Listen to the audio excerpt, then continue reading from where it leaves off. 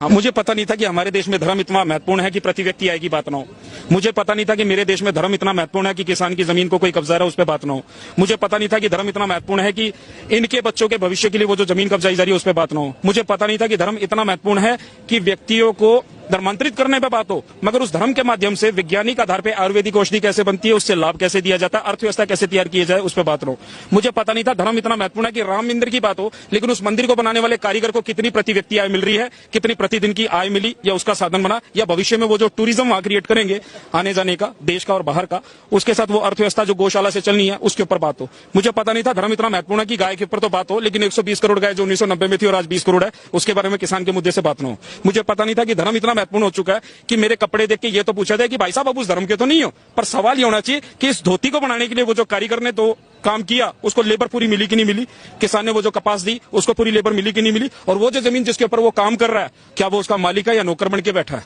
क्या इस धोती को बनाने वाला इंडस्ट्रियलिस्ट आएगा जो हमारे लिए कीमत निर्धारित करेगा पार्लियामेंट के नाम से। मुझे पता नहीं था कि धर्म इतना महत्वपूर्ण हो चुका है कि धर्म के ही लोग आज हमें ये बताएंगे कि किसान के साथ खड़ा होने वाला तो अधार्मिक है और जो पार्लियामेंट के साथ खड़ा हो गया तो वो धार्मिक हो गया। मुझे पता नहीं था कि धर्म इतना महत्वपूर्ण है